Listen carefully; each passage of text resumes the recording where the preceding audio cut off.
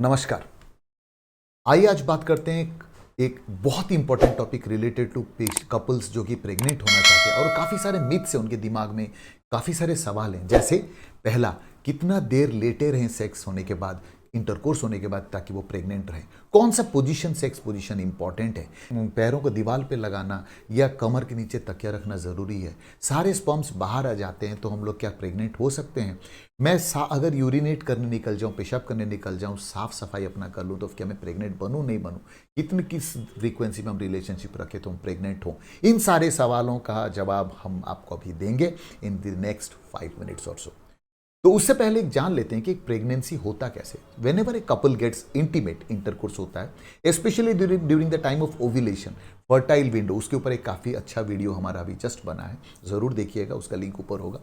Now एक ovulation दौरान, एक फर्टाइल विंडो के दौरान जब एक मेल पार्टनर और फीमेल इंटीमेट होते हैं तो जो वजाइना है, जिसके अंदर मेल का जो पेनिस है, जो पार्टनर का जो प्राइवेट पार्ट है, जो अंदर जाता है, if there is deep penetration, that is the first criteria for you to get pregnant. Deep, तभी उसमें आपका प्रेगनेंसी के चांसेस होते हैं।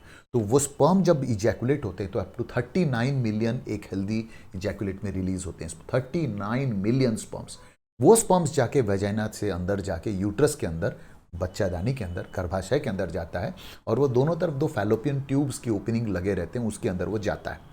उसी वक्त अगर ओव्यूलेशन हुआ है, महिला का एग रिलीज हुआ है फीमेल पार्टनर का, तो वो एग ना ओवरीज से रिलीज होते हुए ओवम आएगा ट्यूब्स में, और वो ट्यूब्स में वो एग और वो स्पर्म मिल के फर्टिलाइजेशन बोलते हैं उस प्रोसेस को, उसमें बेबी बनता है।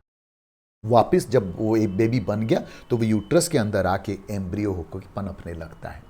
So this is the process of fertilisation. ये कहने का कारण ये है कि ये प्रोसेस को समझना जरूरी है rather than thinking of other topics.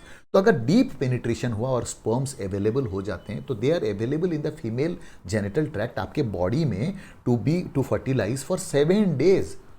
अच्छा, कितना देर लगता है उनको पहुंचने में वो ट्यूब्स तक? मात्र 10-15 मिनट, क्योंकि उनमें स्विम करने का पोटेंशियल रहता है, देयर भी स्पीड, मोटाइल होते हैं, तो वो स्विम करके ना जल्दी पहुंच जाते हैं।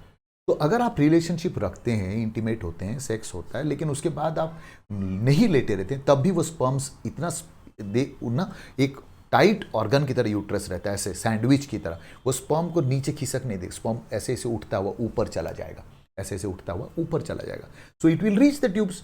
तो आप उसके बाद लेटे रहने की कोई जरूरत ही नहीं है। तो पहला क्वेश्चन का आंसर हुआ कि there is no need whatsoever कि आप लेटे नहीं, पहली बात। दूसरा, सर अगर कमर के नीचे तकिया रखें तो क्या चांसेस ऑफ स्पर्म पेनिट्रेशन जरूर हो सकता है, बेटर हो सकता है? या हम लोग लेग्स लगा दें चेस्ट के ऊपर, लेग्स ऑफ द वॉल बोलते हैं, उस पर जरूरत ही नहीं है। The sperms are so motile कि वो अपने आप अंदर करते, अपना रास्ता चुनते हुए नहीं चले जाएंगे अंदर। जो एग अवेलेबल है 24 to 36 to 48 hours available for fertilisation, वो वहां तक पहुंच ही जाएंगे। तो आपको तकिया रखने का कोई ज़रूरत नहीं। हाँ, आप अगर कई बार प्रेशराइज करते हैं डॉक्टर को कि सर कुछ तो बोलिए, अगर बाद कोई टाइम लिमिट, तो हम बोल देते हैं हाँ रैंडमली एक 10 minute is okay for you.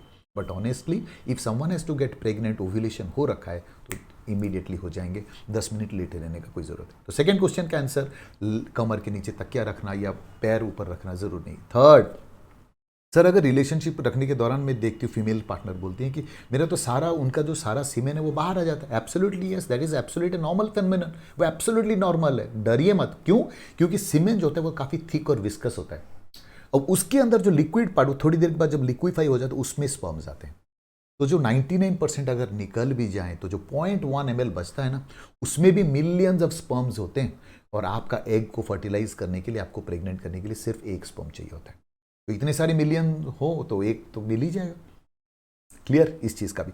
चौथा, अगर सर नेक्स्ट क्वेश्चन है कि हम लोग रिलेशनशिप रखते हैं तो कौन सा दिन रखें, कौन सा दिन, जैसे डे 11 को रखें, डे 13 को, ऑल्टरनेट डेज डेली रखें। आइडियली डेली रखने से बहुत अच्छी बात है, only during the fertile window. बाकी महीने में आप रखें तो कोई फायदा नहीं है प्रेग्नेंट होने में, लेकिन फर्टाइल विंडो जिस वक्त एग रिलीज ओव्यूलेशन हुआ है उस वक्त रखें तो बहुत ही हेल्पफुल होगा। तो फर्टाइल जो ओव्यूलेशन आज आपका हो रहा है उससे 2 दिन पहले और 2 दिन बाद, तो टोटल 4 डेज में अंदर अगर आप रिलेशनशिप रखते हैं तो प्रेगनेंसी का चांसेस एब्सोल्युटली हाई है। तो उसी बीच डेली है तो अच्छी बात है, लेकिन हम लोग रोबोट्स नहीं है, काफ़ी सारा स्ट्रेस होता है, आज इंटरेस्ट हो ना हो, तो alternate days is absolutely wonderful, alternate days पे रिलेशनशिप रखना। नेक्स्ट क्वेश्चन है सर कि अगर रिलेशनशिप रखा गया और मैं देखती हूँ कि मुझे यूरिनेशन बहुत ज़ोर से आ रहा है या वॉशरूम जाके मैं धो लूँ, तो क्या मैं प्रेग्नेंट नहीं बनूंगी? अगर आप जाके पूरा भी क्लीन अप अपने आप को कर ले, वॉश कर ले, फिर भी आपके प्रेगनेंसी के चांसेस ज्यों का त्यों रहते, बिकॉज बाय दैट टाइम जब आप उठ के गए होंगे उसी के अंदर स्पर्म्स मोटाइल इतने होते हैं कि वो अंदर जाके पहुंच जाते हैं अपने जिस एरिया में उनको काम करना हो। तो अच्छा, नेक्स्ट है सर कौन सा पोजीशन में रिलेशनशिप रखा जाए तो हमारा प्रेगनेंसी के चांसेस बढ़ जाते हैं? कोई भी पोजीशन हो, सेक्स पोजीशन, मिशनरी हो, XYZ कुछ भी हो, pregnancy is not related to any sex position. आप जो मर्जी पोजीशन ले लें, लेकिन स्पर्म्स अपना रास्ता ढूंढ के अंदर उसके अंदर चले ही जाएंगे। और एक सवाल जो बिल्कुल ही अच्छा नहीं है, सुनने में अच्छा नहीं है, लेकिन लोग पूछते हैं कि आज अगर सर कौन कौन सा दिन रखे तो लड़का हो, कौन सा दिन रखे रिलेशनशिप तो लड़की हो। प्लीज़ फॉर हेवन सेक ये लड़का लड़की का डिस्क्रिमिनेशन ख़त्म कीजिए। और वैसे भी साइंस में कोई फैक्ट है ही नहीं कि आप इन ऑल्टरनेट डेज को, ऑड डेज को या इवेंट डेज को करते हैं रिलेशनशिप रखना तो आपको प्रेगनेंसी के चांसेस बढ़ जाते हैं। वैसा कुछ भी नहीं है। तो आज आशा करता हूँ ये सारे क्वेरीज आपके आंसर हो गए कि वो कितना देर लेटे रहना ज़रूरी है, पोजीशन क्या होना चाहिए, पैर उठाना ज़रूरी है या वॉश कर लें तो क्या है, सारी चीज़ों का मैंने डाउट आज होपफुली क्लियर कर दिया। आशा करता हूँ आपको ये वीडियो पसंद आया होगा। अगर आप पसंद आया है तो please share it with your friends, काफ़ी लोगों को ये इन्फॉर्मेशन पहुँचे, डाउट्स क्लियर हों। सब्सक्राइब कीजिए हमारे चैनल को और वेट भी कीजिए कि हम और अच्छे अच्छे वीडियोस लेके आपके सामने आगे आएँ। और कुछ भी डाउट हो तो कमेंट्स में पोस्ट करें सो दैट मैं या मेरे टीम से कोई आपको रिप्लाई कर देगा। थैंक यू सो मच, नमस्कार एंड टेक केयर।